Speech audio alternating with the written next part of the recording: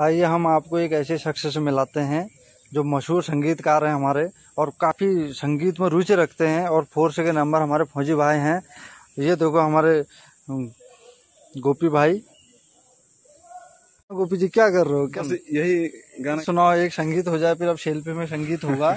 संगीत सुनाइए गोपी जी आप। बस जो आपके सबसे निक बाटे सहिया किसानी, खुशी बाटे रउआ गहुए में बानी।